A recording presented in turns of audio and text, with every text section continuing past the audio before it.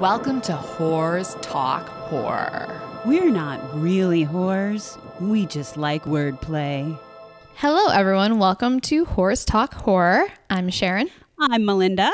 And today we are going to be discussing some other hotels in the downtown LA area. Last week, we talked about the Cecil Hotel and its disturbing history of death, violence, and how people are drawn to the darkness of the hotel, including some pretty evil people like serial killers Richard Ramirez and Jack Unterweger. So I wanted to do some more research on some of the other hotels in the area to see if they shared any similar histories with the Cecil. And amazingly enough, I found that lots of other hotels in the downtown LA area also have their own seedy past filled with violence, death, and ghost. So we're going to be discussing a few of those hotels and their histories in this episode. Before we discuss our sources, I wanted to read a quick email that one of our listeners sent. Mindy, are you ready for this? Ooh, I'm excited. Yes. Well, I don't know if you should get too excited yet. Wait until you hear this. Oh, shit. Okay. Okay. This is the beginning of the email. I'll tell you what my random thought was. I've not heard Mindy mention any significant other in any of the episodes. I'm not assuming she is single. She might be a private person. But if she is single, it's my fondest hope that she ends up with someone named Marcus, or if she's a lesbian, not saying she is or isn't, but if she is, then she ends up with someone named Margaret. Why, you're probably wondering? Because I want her and her significant other to have a podcast called Mark and Mindy or Marge and Mindy. I don't care what it's about. Its simple existence would delight me and bring me so much silly joy. I like this guy. I do too. Oh my God. That's hilarious. And is his name Mark? And he said, that's the nicest thing about being comedian level crazy. We're not dangerous, just really fucking random. Oh, I love it. And I will, what, did he give a name, like a screen name or just a first name or? I'm not going to give any names. Okay. So to that writer, I just want you to know that when I was a baby, and my mom still has them, I have these little jelly sandals. I don't know if you're how old you are, but when in the 80s and 70s, jelly shoes were like a big thing. And they were Mork and Mindy jelly sandals, baby sandals. For our younger listeners, Mork and Mindy was a TV show about a wacky alien that comes to Earth to study its residents and the life of human women. And it starred Robin Williams, the amazing, funny, talented Robin Williams. And then again, that's Mork, M-O-R-K, not Mark. And this was a show from 1978 to 1982. So yes, that it was. I had little sandals that said "Nanu Nanu," so we're halfway there. But I love your idea, and thank you for writing in because that truly made me laugh. So now you just have to find your Mork or your Mark. Wouldn't it be funny if you actually met a guy named Mork? Or that was like his nickname. I'm not going to say now. I'm going to keep, now that this has been said, I'm going to keep it quiet, private. I don't know what the word is I'm looking for, but I'm not going to say if I'm single or not now. I'm going to keep everybody guessing. But I love the thought and thank you. And that is a hilariously awesome idea for a podcast. Sharon, if you're thinking of changing your name to Margaret, that might help. All right. So, Mindy, do you want to read today's sources? So back to the creepy. Yes, the sources that all the information we're about to throw at you comes from places like amyscrypt.com, and that's crypt as in CRYPT. LA Week. As opposed to what? Well, I feel like my enunciation is off today, so I want Right, sometimes it's hard to just understand words when you just are hearing it. As in Tales from the Crypt. There you go. There you go. The LA Weekly, courthousenews.com, hotelfigueroa.com, California Digital Newspaper Collection, LA Curbed, and getawaytrips.azcentral.com. I don't know if I'm going to read this whole URL, but we'll post it. It's about the Alexandria Hotel in Los Angeles. Let's see. Coffee with Kaylee. Thank you. Coffee with Kaylee. It's written oddly.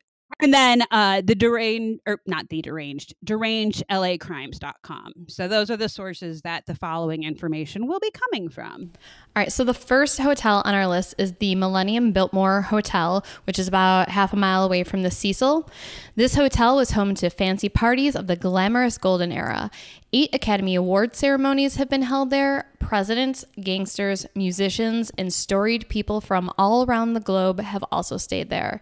So it should come as no surprise that this age-old hotel attracts the supernatural. And it was also the filming location for the famous ballroom scene in the 1984 movie Ghostbusters. Wait, weren't they supposed to be in New York in Ghostbusters? I know. Movie magic. They filmed a lot of the scenes in LA. So, but I did not realize that that was even an actual hotel. I kind of assumed because of all the damage and destruction in that scene that it was a soundstage, but I guess it was the actual Biltmore. So that's kind of cool. And the flowers are still standing. Sorry, go ahead.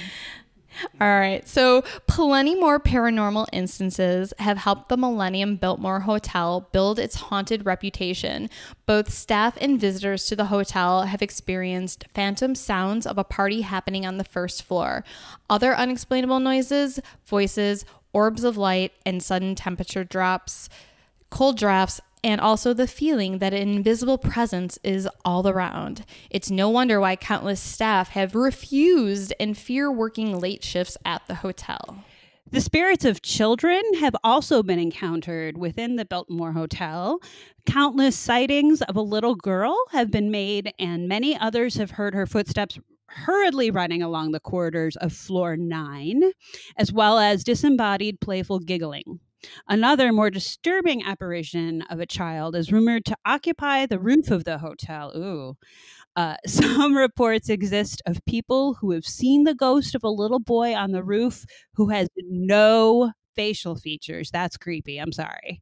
Is there anything more creepy than children ghosts? I think child ghosts, because they're naturally very playful and curious, they're almost kind of like poltergeists, even if they're not poltergeists. Well, and then if they turn around and have no face, yeah, I agree completely.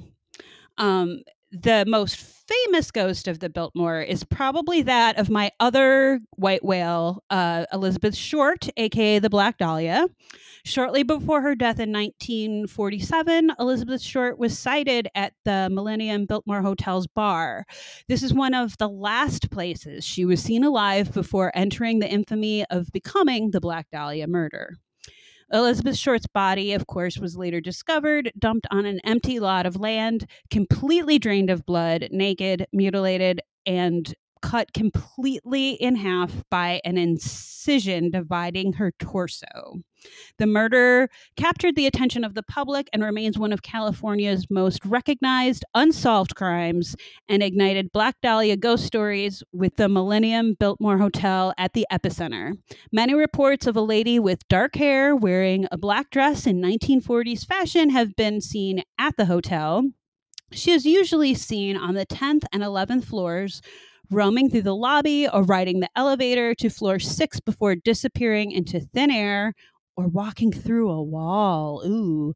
One man claims to have rode the elevator with this lady in black, only to see her disappear when they reached level 6. He was shocked to pick up a true crime book in a store a few days later and recognize the ghost from the elevator as Elizabeth Short. I was reading through some Yelp reviews of the Biltmore, and the hotel kind of sounds like a dump now. I'm sure back in its heyday, it was wonderful.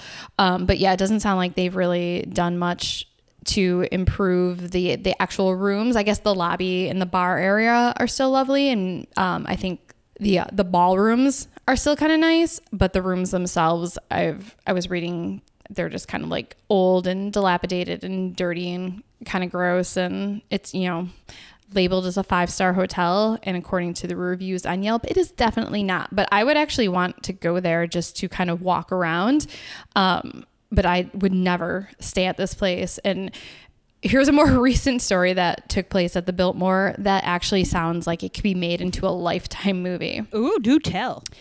So, a more recent mysterious death that took place at the Biltmore happened on the night of October 23rd, 2010, when 48-year-old Laura Finley from Alta Loma, California died tragically when she fell 6 stories down a stairwell. County Coroner's Assistant Chief Ed Winter told LA Weekly, "We don't know if she fell, if she was pushed or what. It was reported as an accident or a homicide. It's under investigation." Following Finley's death, the morning of the 23rd, the story took some strange twist. Her husband, Joe Finley, was allegedly under the influence of ecstasy that morning, and police arrested him on suspicion of possessing the drug. But not before he went on to perform an audition for America's Got Talent, who were set up at the hotel. Shut up. I know, right? So your wife just dies under mysterious circumstances and you go audition for America's Got Talent. On ecstasy? On ecstasy. The cops are like, we have to talk to you. And you're like, hold up a second. I got to perform. Hold up, officers. I have to go sing Living on a Prayer for Howie Mandel first. I mean, I don't know what song he sang, but seriously, I know that if something happened to Spencer and he died, I would be so distraught that I wouldn't even be able to talk, let alone go perform. And I did watch a couple of videos where he defended his choice to actually go through with the audition. And his defense was basically that his wife was the person who encouraged him to go audition in the first place. So he was doing it for her because it's what she would have wanted him to do. And at the end of the audition, he broke down and cried. But I think it's in super bad taste, and I think it's super suspicious. So for obvious reasons, he was a person of interest. A man who claimed to be Joe Finley's uncle was quoted as saying, "How dare someone say my nephew was on drugs? As far as I know, he wasn't." How the fuck would he know? Was he there that night? Like, all right. That comment aside, which is just ridiculous. He also said that they were a loving couple. But according to a TMZ report, Joe Finley actually admitted to being on ecstasy. He reportedly said that his wife dropped E2. And he also said someone pushed his wife. It was not, quote, an accident. According to TMZ, somebody threw her off that railing. A wrongful death lawsuit was filed by Joe Finley against the Biltmore Hotel. He alleged the hotel destroyed evidence to cover up the slaying of his wife. He claims his wife was beaten to death inside the Millennium Biltmore Hotel because of the luxury hotel's shoddy security.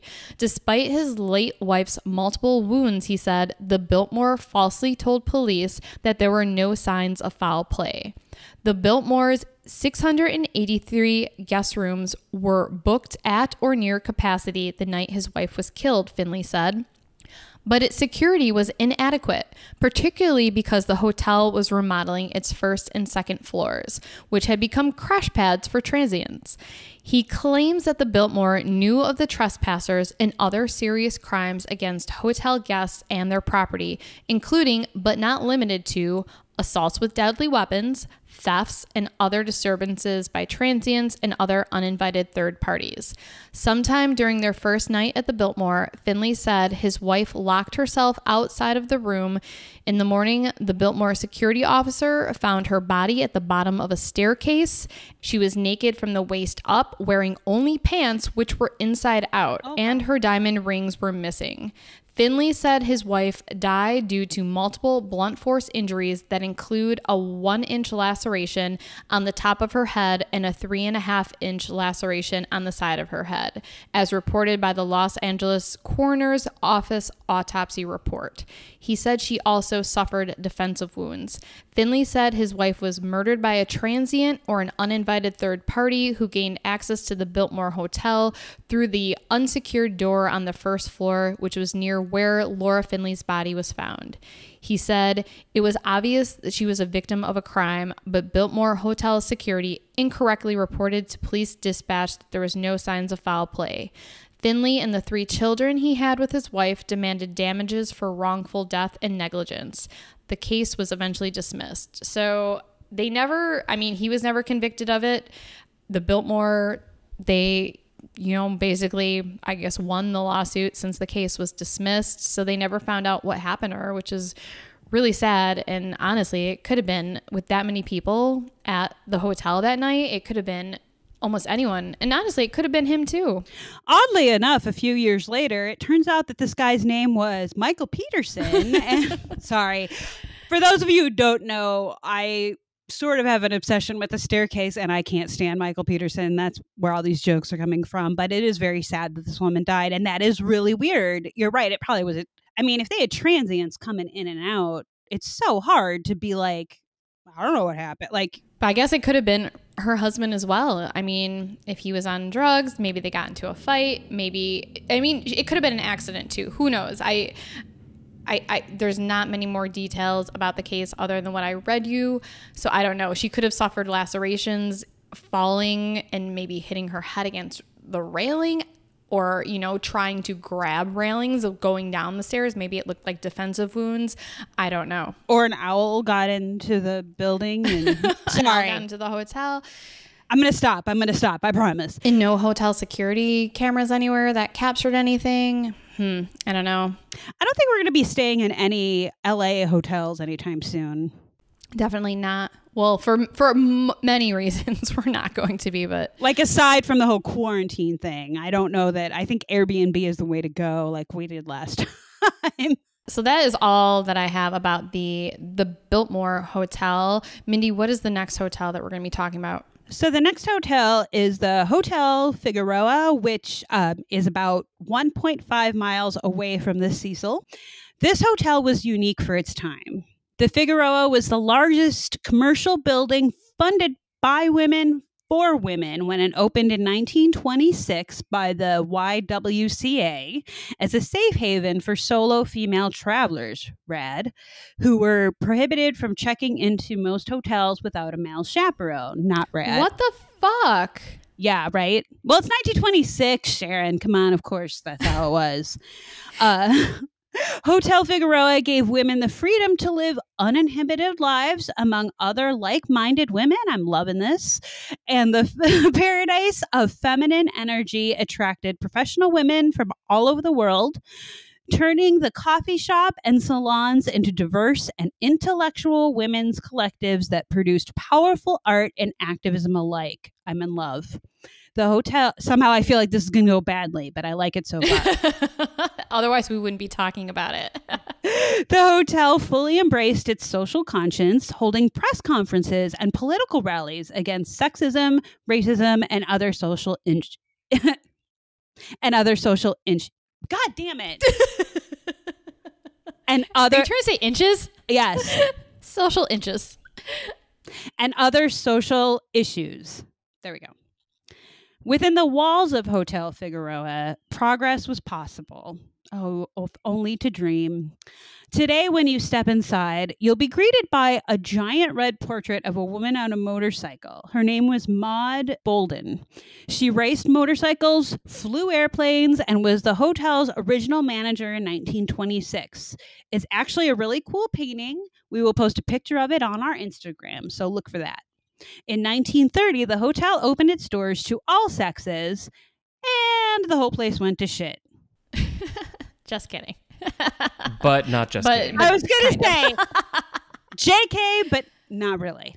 It is said that the current management doesn't like to talk about any strange happenings at the hotel, not even the common and probably explainable ones, such as strange sounds, televisions turning on and off themselves, and elevators running on their own.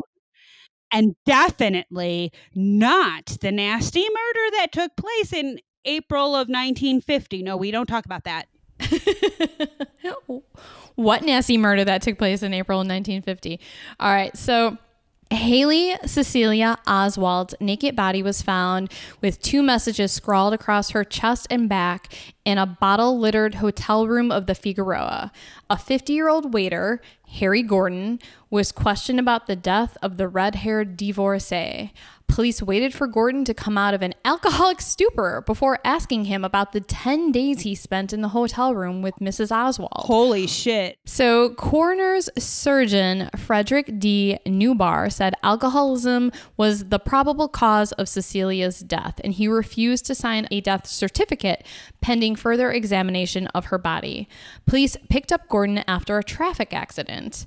So obviously he was driving drunk. They picked him up and they had to wait for him to come out of his post-alcoholic stupor before they were able to question him. So he should not have been driving. Don't drink and drive, people. It's my PSA for the day.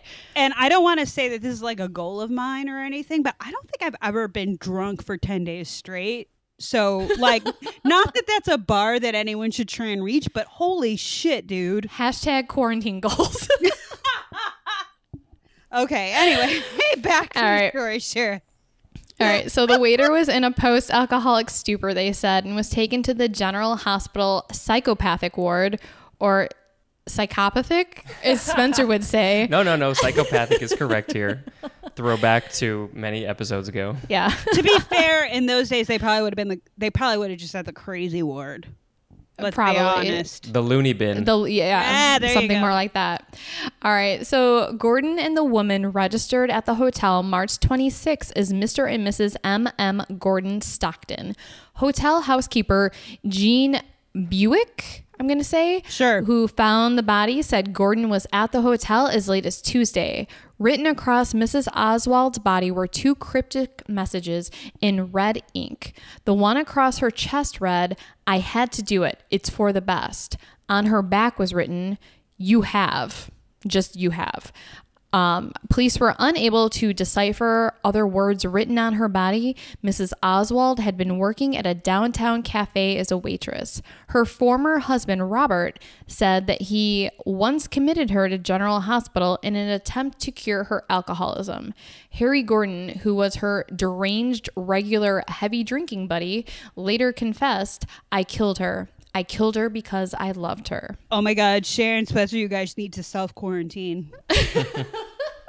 What the fuck are you trying to say? Are you accusing me of being an alcoholic, or are you accusing Spencer of being a killer? I didn't even think that far ahead. You what? I didn't even think that far ahead. I was just I loved her. I killed her because I loved her. That was all I focused on. I didn't think about the others. Well, that was sweet then. You're just saying that we love each other so much that we might kill each other. Also, maybe take the alcoholic part as a consideration. No, I'm kidding. Go fuck yourself. Take that as a consideration, Mindy. Sorry. So just to confirm, this was Harry Gordon was a waiter, but he wasn't a waiter at the hotel. They were staying at the hotel. No, they were friends. They were like drinking buddies together. And they checked into this hotel together. And somewhere in possibly a drunken stupor, he murdered her because he loved her. Maybe she resisted advances from him because she didn't feel that way towards him. And so he killed her. Because he had to. I'm speculating here. We don't know the details. But yeah. Got it. But the moral of this whole episode is LA's fucked up, y'all. Stay home or stay in an Airbnb. I think Airbnbs are probably, in general, much safer than hotels. Let's get back to the Figueroa, the Hotel Figueroa. Even more famous in its day was the earlier drama of William L. Tallman, a ship radio operator who stayed at the Figueroa Hotel before meeting and killing his lover, Virginia Patty. 26-year-old Virginia was the wife of a Portland, Oregon banker. She fought and died in silence on June 4th, 1929 in the bachelor apartment of one W.C. Johnson. Her body was found in a closet, held upright between 2 hooks by a silk scarf. She had been dead only a short time by the time the police arrived. She had been beaten to death by a brick. Oh my God. The bruised condition of her hands indicated that she battled with whoever killed her. Help was available in the next apartment, but investigators believe she refrained from crying out because she feared disclosure of her romance more than death. That is so sad, but not unexpected for the time period, I guess. H.L. Barlow, fingerprint expert of the LA Police Department, identified bloody fingerprints on the wall of the closet in which the body of Mrs. Patty was found as having been made by William L. Tallman. Barlow compared the wall prints with fingerprints of Tallman that he received from Marine Corps headquarters in Washington. They are, he said, quote, as similar as two peas in a pod. Tallman was arrested for the murder on a ship bound for San Francisco, but later he escaped and allegedly jumped overboard.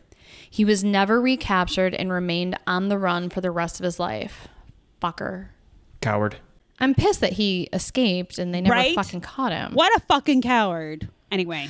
All right, so the next hotel is the Barclay Hotel, formerly the Van Nuys Hotel, which is at 4th and Main Street, just a few blocks away from the Cecil. I believe the Cecil is 6th and Main. Right, I think so. Yeah, so super close by. The 6-story, 160-room hotel opened its doors on January 19th, 1897. Whoa. And was also, I think this is the oldest out of all of the ones that we're going to be talking about. And it was also designed in the Beaux Arts style like the Cecil. The hotel had only been open 2 months when tragedy struck, leading to the horrific death of a waiter named Charles Gamble. According to the LA Times, Gamble was one of 2 waiters whose duty it is to deliver meals to the various rooms. He was sent to the 3rd floor to get a tray of dishes and returned by the elevator. When the cage neared the 1st floor, the elevator boy, Robert White, turned the wheel of the lever the wrong way, and instead of stopping, the cage started to go up to the top again. As they neared the 3rd floor, the elevator boy reached for the door, opened it, and stepped out, leaving the elevator moving and Gamble inside. Apparently, Gamble became frightened, for he also tried to get out. All right, get ready, people. As he stepped forward, stooping, the top of the doorway caught him and threw him forward, the floor of the elevator rising and pinning his legs above his thighs. They snapped like pipe stems, and the machine, still going up, held him by 1 foot only. Finally, that was smashed, and Gamble shot head first down the shaft, striking on the basement floor 3 stories down. Gamble's skull was fractured and he died at the receiving hospital 1 hour later. I can't even fucking believe he did not die immediately upon falling 3 stories down and striking his head on the basement floor. Agreed. That is kind of amazing in and of itself. And horrifying. I apologize. I should have said, if anyone has fears of elevators, maybe you want to fast forward about 60 seconds here. I apologize. So over the next few years, more elevator accidents would occur, one of which in 1901 took the life of Joe Cato, a hotel employee who looked down the elevator shaft only to have his head crushed by the 5,000-pound weight. Oh my God. Oh my God. Luckily, elevators are a lot more safe since then. But I think ever since I saw the movie Speed, I've always been kind of terrified of elevators.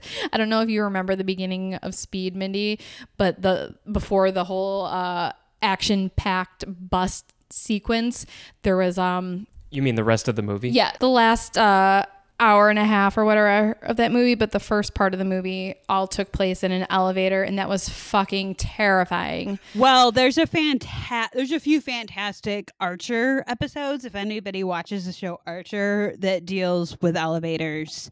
My favorite of which being an episode called Vision Quest, and it's not scary, it's just really funny. Nobody gets killed because of an elevator crash. But if you're freaked out by this, I encourage you to seek out that episode because that will make you laugh, especially if you're an Archer fan, and it will take the edge off. Just saying. Every time I hear Archer, I just think of M is in Mancy. Oh my God.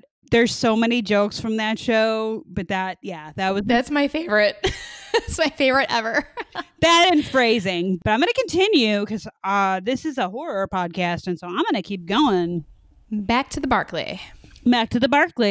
Thieving bellboys and waiters were also a recurring problem at that hotel. Conmen and destitute women skipped out on their bills, guests fought in the barroom, and a knife fight between kitchen staff in 1902 left hotel butcher Evan Roberts dead. I mean, how far is this after like Wild West days? This is kind of just what I picture when I think of like the late 1800s and early 1900s is just kind of more like a lawlessness, just barroom brawls and people stabbing and shooting each other. And then like they clear the dead body out and it's like business as usual. In 1909, Ada Tilt Otis, an athletic, popular Chicago heiress, checked into the Van Nuys. She had recently divorced her alcoholic husband and was in secret agony. Quote, although she had everything money could buy, a friend recalled, she was the most unhappy woman in the world. A few days before she killed herself by ingesting poison in her hotel room, she told a friend, quote, when I got my decree of divorce, I resolved I would never marry again. I tried society, but its vagaries disgusted me. I feel the whole game of life is not worth the candle that it takes. Ouch. Her body was quietly removed from the Van Nuys and shipped east for burial. Like many downtown hotels, the Van Nuys began to play host to more and more lost, wayward souls. In 1920, a man attempted suicide at the hotel. So 4 years later, William Edward Collier fatally swallowed cyanide in front of a hotel employee who was helping him pack. A petition for divorce from his wife and possibly the most vengeful suicide note ever written were found in his belongings.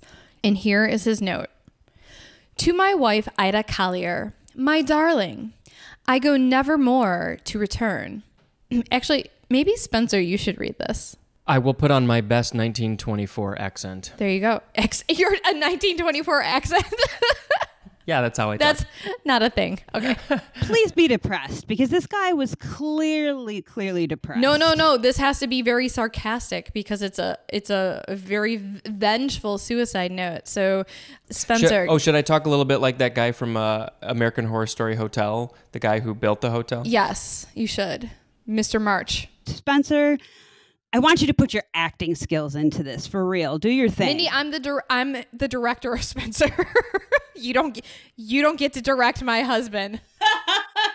Truer words have never been spoken. And action. What's my motivation? Oh yeah, I'm committing suicide. You want to kill me, or me? I'm sorry, no. I want to kill myself. No, you killed yourself, and you want to make me feel guilty as fuck for doing. To my wife, Ida Collier, my darling, I go never more to return. I have done my best, and this is the only way I can give you the freedom you crave. I leave you with your conscience. I wish I could prevent the suffering you are going to have to endure.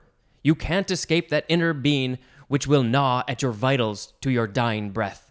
You made me a cheat and a liar before the world, and I gladly assumed the burden for you. You murdered my soul. Now you kill my body. So, as you go through life, think of the soul roasting in hell because of you. Each night, watch my face float before you, and each day hear the moans of the tormented soul you blasted and sent to hell for eternity. Damn. That's a rough letter. Damn, I feel for Ida. That was harsh. That was really harsh. And good job, Spencer. That was pretty much a cold read. Whew. All right. Well, I guess Spencer had a lot to work with. Hey, it was all written there for me. All right. I feel a little uncomfortable now, but did you get confused? That wasn't my letter to you. I know. It was very confusing. Acting. All right. Back to it. So in 1929, the lease on the Van Nuys was taken. Now I'm actually adding the G's when I shouldn't. In 1929, the lease on the Van Nuys was taken up by Consolidated Hotels Incorporated. The name was changed to the Barclay Hotel. The name change signaled a new transient era at the hotel, a dingier, darker era of noir occurrences with deadly consequences. In 1937, Elizabeth Reese, a wealthy 71-year-old woman from Akron, Ohio, took a solo trip around the Panama Canal. She then checked into the Barclay on December 29th. A few days later, a maid found her seated in a chair, her skull horrifically fractured. A reporter wrote, quote, "A brick was found in the woman's bed. The bed clothing also was saturated with blood, and articles of clothing scattered about the room," end quote. oddly, Reese still wore a large diamond ring and a gold watch sat on her dresser. It is not known if she survived the attack. So weird. So obviously the motive was not robbery. That's sad. And how did they not know if she survived the attack or not? I mean, a brick to the head. Well, we don't know, I guess, if it's the brick, but I'm thinking horrifically fractured and a brick in the bed might indicate. Yeah, it adds up. Right. That same year, a pretty young woman with a strong Southern accent disappeared from the hotel without paying her bill. In her room, management found a paper bag stuffed with clothes and a college diploma. There was also a note addressed to the Barclays staff. For weeks, I've been looking for a job and haven't found one. Now I'm at the end of my resources. No money, no job. I haven't eaten in 3 days. I haven't any money to pay for this room. Isn't it funny? I have a college degree and it means less than nothing. Life's like that. Marvelous world, isn't it? Thanks for your kindness. Doris Fowler. Fowler was found days later sitting on a bench in front of a gas station with no recollection of who she was. She was taken to the Minnie Barton home for girls to recuperate. That last story is so sad to me because, for one, in 1937, I'm assuming it was fairly uncommon and also pretty hard for a woman to get a college degree. But she also got her college diploma and couldn't find a job. And the fact that she probably went through so much to obtain that, and then that happened, it just kind of breaks my heart. Just reading that alone hurt me. And I agree that LA is a tough town, but yeah, poor lady. I just want to give a trigger warning for this next story because it is very brutal and it details mutilation and assault on women. Thank you, Sharon, for that warning. The Barclay Hotel's next victim was Virgie Lee Griffin. Virgie Lee Griffin was a married waitress with a crippling drinking problem. She met a former sailor named Otto Stephen Wilson in a downtown bar in 1944. Little did she know that the handsome man who looked a little bit like the actor Robert Taylor. Mindy, you know Robert Taylor from such films as Handy Andy, Small Town Girl, The Gorgeous Hussy, and who could forget him in Her Cardboard Lover? Mindy? Anyone? Bueller?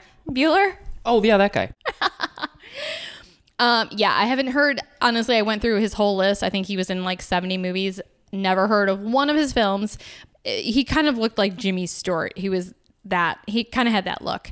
And this is like basically where the jokes will end with this, because after this story just is fucking horrific and brutal. So little did she know that this man was actually a vicious sadist with a thirst for blood. Wilson's ex-wife claimed that he slashed her buttocks with a razor and licked the blood as he apologized to her for his actions. Virgie agreed to accompany Wilson to the Barclay Hotel, where they checked into a room under an assumed name, Mr. and Mrs. O.S. Wilson. Wilson later claimed that Virgie asked him for $20, which enraged him. But the truth was that he brought a butcher's knife and a razor to the room with him. He had intended to commit murder. He choked her and then indulged in an orgy of stabbing, cutting, and severing parts of her body using the knife he had just purchased. Wilson stated his original plan was to cut up the body of his victim so as to carry it out of the hotel in package form. For over an hour, he sat naked on the bed with Virgie's body and attempted to remove her arms and legs with a razor. When he found it too difficult to carry out his planned dissections, he had placed the severed body parts in a closet in the hotel room. He then left and went to a movie across the street at the $1 Million Theater, where he saw The Walking Dead, the movie, not the TV show. Also on the bill was Return of the Ape Man, but he couldn't stay for a double feature. He had another urge to kill. Eventually, Eva Dunn, a maid at the hotel, found Virgie's horribly mutilated body when she opened the closet. We could probably do an entire episode on the things that hotel staff find inside of hotel rooms, and whatever hotel maids or cleaning people at hotels make, it is definitely not enough for the shit they have to clean up. And literally sometimes it's shit. So if you stay at a hotel, always fucking tip, like over tip them. All right, back to the story. So Wilson's second and final victim was Lillian Johnson. He butchered Lillian Johnson in another downtown hotel just blocks away. Not sure what hotel that was. There was no mention of that. Could have been the Cecil. Don't know. Johnson was choked and stabbed just as Griffin had been, but this time Wilson bit off the dead woman's nipple. Wilson's reason for murdering Lillian was simple. He said he did it for pure cussedness. He was arrested on November 16th in a nearby bar. Lieutenant Harry Donlin of the LA Police Department noticed that one of the patrons who fit the suspect's description was sitting with a glass of wine, and he was chatting up another woman, possibly his next victim. In the man's hand was a book of matches from the Barclay Hotel. That was enough for Donlin. He walked over to the man, who looked up at him and said, "What do you want?" The patrolman replied, "This," and snapped a pair of handcuffs on the man's wrists. At homicide headquarters, detectives said that when he was arrested, Wilson's hands were found to be stained with blood and he had a razor in his pocket. Wilson was in custody by 5:30 p.m. and by 7:30 p.m. he had confessed. Wilson, sometimes referred to as the LA Ripper, was convicted on both murders and executed at San Quentin on September 20th, 1946. Okay, what the fuck is up with men biting the nipples off women or biting women in general in so many different crimes? It's obviously they have so much rage and hatred towards women that I think that's why they do it, unless there's some type of cannibalistic impulse that they're experiencing as well. I don't know. I've honestly not done much research into mutilations like that towards anyone.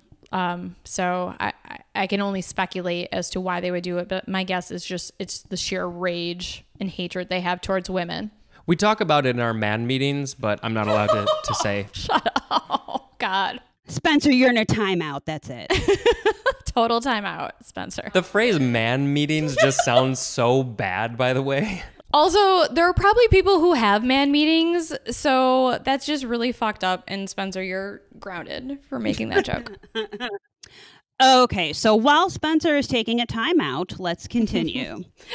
After the murder of Virgie Lee Griffin, it all went downhill from there. Like the Hotel Cecil and the other famous single occupancy hostelries in the Skid Row area, the Barclay became a magnet for desperation, addiction, and crime. There were 3 fires at the dilapidated hotel in the early 70s, one of which killed 3 residents. On January 25th, 1975, murder again came to the Barclay, room 528 specifically, when a drifter named Samuel Suarez became the victim of a serial killer, Vaughn Orrin Greenwood, aka the Skid Row Slasher, who cut up homeless men along Skid Row, hence the name. Greenwood was convicted of 9 counts of murder in 1977 and was sentenced to life in prison. The Barclay was granted historic cultural monument status by the city in 1985, but it continues its life of quiet oblivion. It is still a low-income residence. Tragically, death continues to visit the Barclay. Most recently in June 2017, Los Angeles firefighter Kelly Wong fell to his death during a training exercise at the hotel. Yikes. Last but not least, we have the Alexandria Hotel, which is just a few blocks away from the Cecil. Built in 1905 and opened a year later, the Alexandria was once a hotel to the stars of its time, such as Charlie Chaplin, Douglas Fairbanks, and Rudolph Valentino. It once hosted the most stylish and glamorous Hollywood parties, along with hosting foreign dignitaries and numerous presidents such as William Howard Taft, Theodore Roosevelt, and Woodrow Wilson. The 500-room hotel at 501 South Spring Street lost its luster and clientele when the even grander Biltmore Hotel opened in 1923. 11 years later, the effects of the Great Depression closed the Alexandria Hotel seemingly for good. But as many eyewitnesses attest, not everyone left the hotel in 1934. Some remained behind. This once famous hotel has been featured in many movies, including Seven, where it served as the residence of Kevin Spacey's character, John Doe. But it reopened in 1967 as a single-room occupancy, low-income housing, and upgraded in 2005 into loft apartments. Current residents speak of weird and inexplicable things happening at the property. A wing of the hotel, for example, has been completely sealed off with brick and mortar for 75 years for almost inexplicable reasons. An LA-based ghost hunter group, the International Society for Paranormal Research, identified several floors of the Alexandria where hauntings regularly occur. These include the basement, the 2nd, 11th, and 12th floors. These locations have been noted by other investigators as well. The 2nd floor's Palm Court, once known as the Grand Ballroom, was registered as an LA Historic Cultural Monument in 1971 and is still used as a performing arts center. This seems to be the center of ghostly manifestations with the highest concentration of sightings. One group reported seeing many spirited dancers, including a shy teenage girl. Another group suffered odd headaches in the ballroom and reported seeing a woman who appeared in its mirrors. During the late 60s renovation, there were many reports of a mysterious, partially transparent woman in black wandering the halls. On the 11th floor, Charlie Chaplin's old suite is said to be haunted by an angry young man. A floor above, residents speak of experiencing chills in front of Rudolph Valentino's suite. Psychic investigators say channeling experiences are common inside Valentino's old rooms. In the basement is a reminder of the Alexandria's heyday, steeped in Prohibition-era mobster folklore. Ghosts of 2 former mafiosos, Larry and Gus. Good mafia names. I know, they sound really scary. Who make regular appearances. Why these and other ghosts continue to appear and haunt the Alexandria Hotel is an ongoing subject of debate. According to some researchers, violent death, cruelty, and abuse can bind a ghost. On the other hand, the late ghost expert Hans Holzer, who served as a consultant on the movie Ghost, said that violent death has little to do with it. He agreed, however, that the ghost is in various stages of psychotic condition, or they would move on.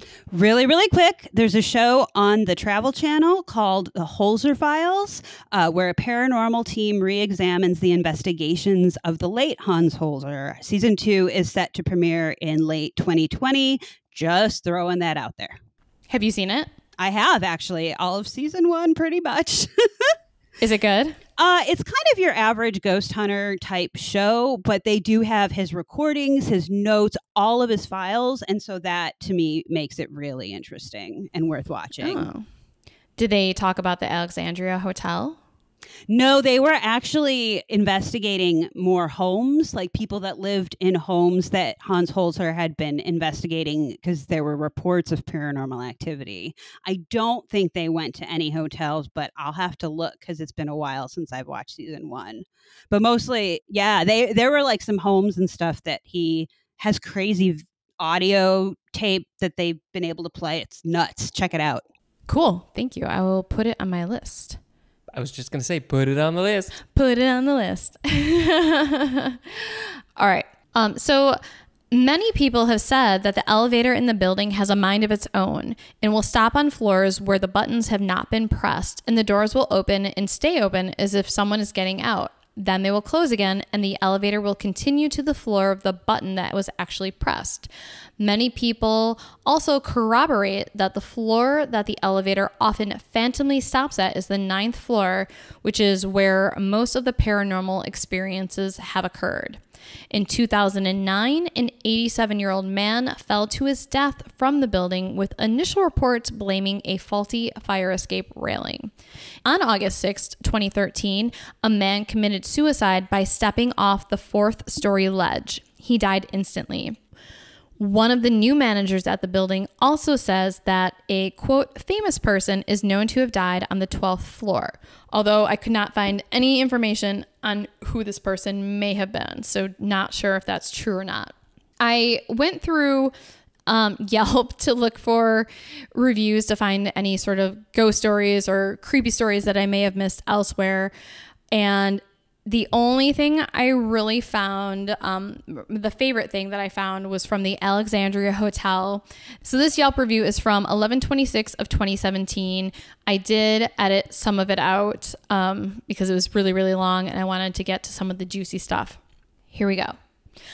I moved here the first year I arrived to LA, broke and living off the little savings I had.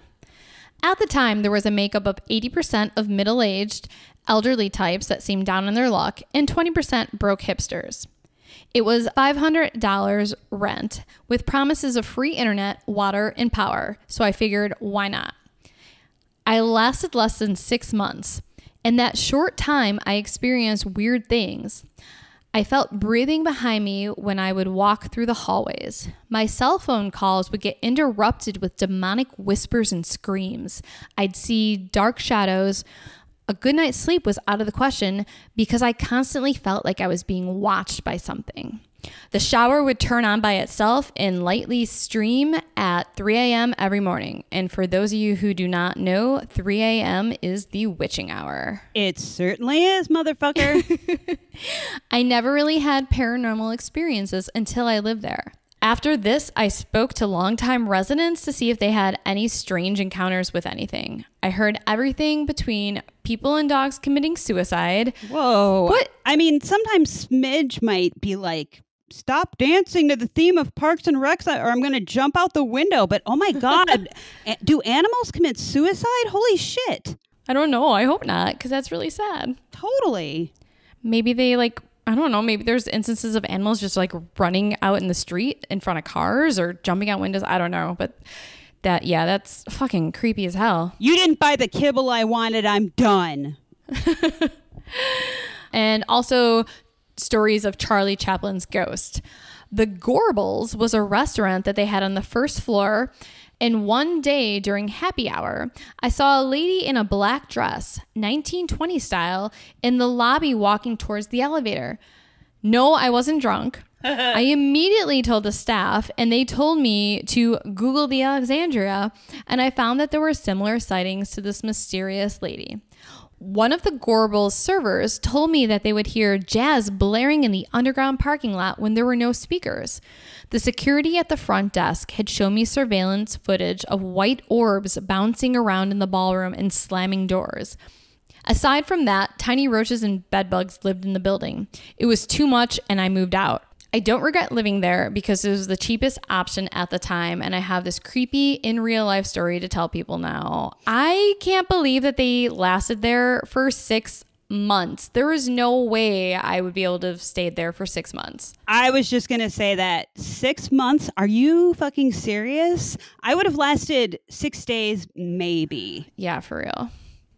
And not only that, but like a lot of the other stories, or not stories, but a lot of the other reviews that I read on Yelp about the Alexandria was basically just that there is just full of like shady people who would try and break into your apartment at night, and people would wake up to find strangers in their apartment, or like drug addicts, like meth heads, like banging on their doors.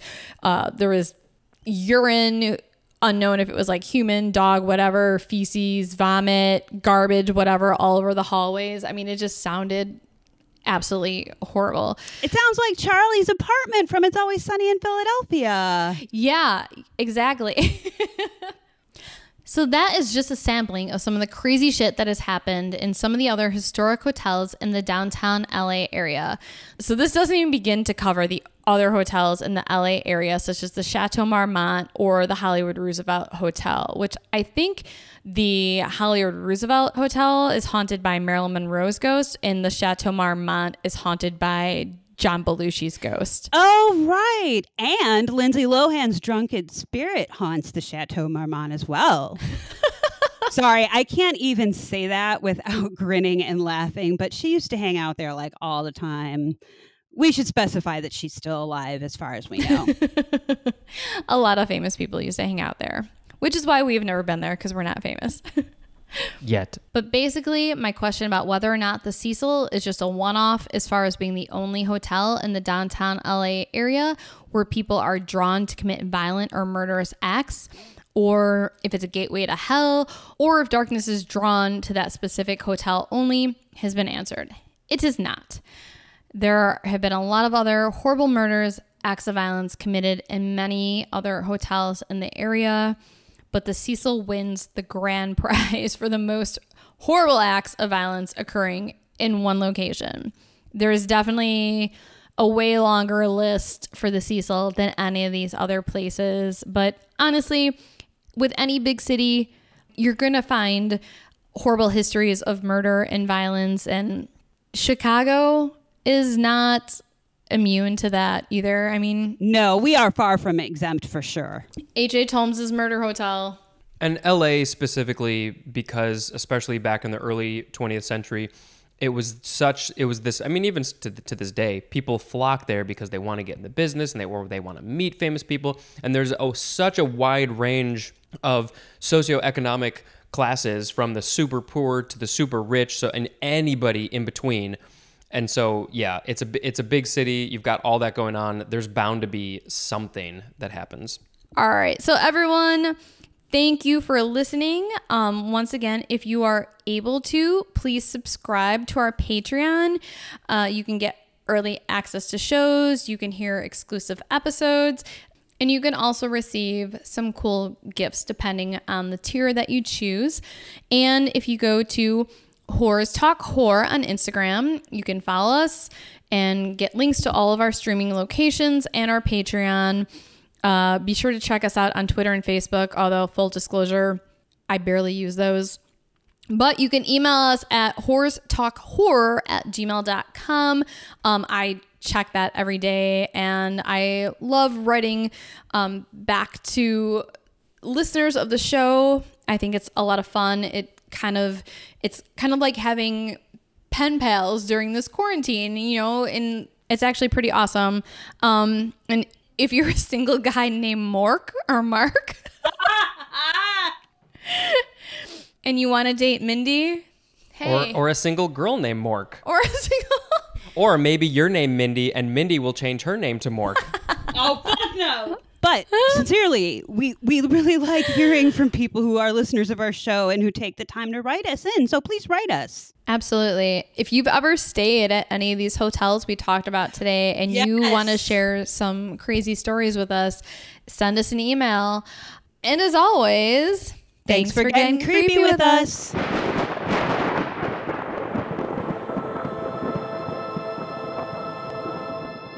Sharon, do you want a beer? Oh my God.